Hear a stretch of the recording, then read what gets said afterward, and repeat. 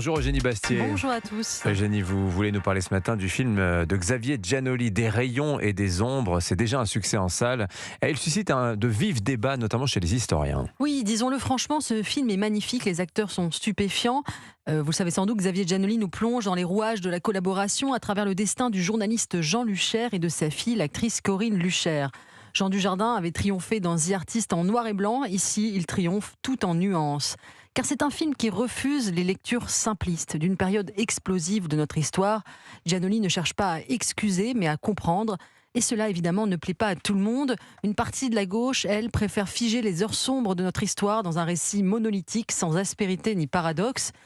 Dans Libération, par exemple, Luc Chessel, qui avait déjà qualifié le film Bac Nord de fasciste, va ici parler d'Uchronie fasciste, c'est très original. Il ironise, je le cite, « Vous aviez aimé la minute de silence à l'Assemblée en hommage à un néo-nazi, vous allez adorer les 195 minutes de bruit et de musique retraçant le destin de deux collabos. » Le chroniqueur à Libération y voit, dans ce film, une inversion de toutes les valeurs. Et au fond, ce qui gêne certains, n'est-ce pas que ce film fasse sauter le tabou d'une collaboration venue aussi de la gauche ?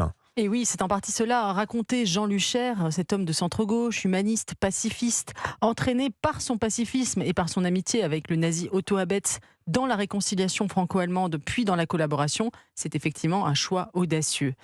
Bon, mais attention à ne pas tordre le sens du film. Il serait aussi absurde de dire que ce film est fasciste que d'affirmer qu'il prouve que la collaboration fut majoritairement de gauche. Bien sûr, il y a eu des collaborateurs venus de la gauche et c'est bien d'en parler et de lever ce tabou.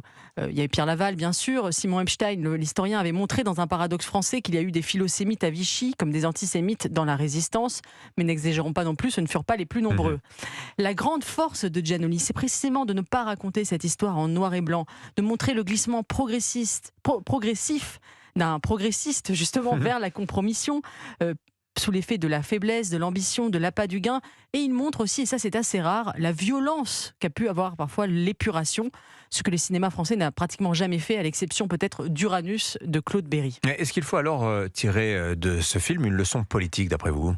Non, et c'est d'ailleurs ce qui en fait une grande œuvre. Ce n'est pas un film démonstratif. Comme Lacombe Lucien, le chef-d'œuvre de Louis Malle, qui montrait l'itinéraire d'un jeune paysan ordinaire enrôlé dans la milice, le film de Giannoli n'est ni complaisant ni manichéen. Il explore les ressorts de la lâcheté et de l'indifférence au mal, qui sont assez universels. Il ne sombre jamais dans le pathos, mais endosse une complexité à rebours des mentalités binaires contemporaines. Comme les grands écrivains, Giannoli sonde le cœur humain et sa dualité, où peuvent se côtoyer, comme chez Jean Lucher, l'appât du gain et l'amour filial, la corruption comme la générosité. C'est un film qui n'est pas moralisateur, mais qui est profondément moral, au sens des grands moralistes. On songe en le voyant à cette phrase de Solzhenitsyn qu'il écrit dans l'archipel du Goulag. La ligne de partage entre le bien et le mal ne sépare ni les États, ni les classes, ni les partis. Elle traverse le cœur de chaque homme et de toute humanité. Il ne nous force jamais à nous indigner, mais il nous force à réfléchir. À la fin du film, on juge Lucher sévèrement, mais c'est pourquoi c'est un grand film. On se juge aussi soi-même.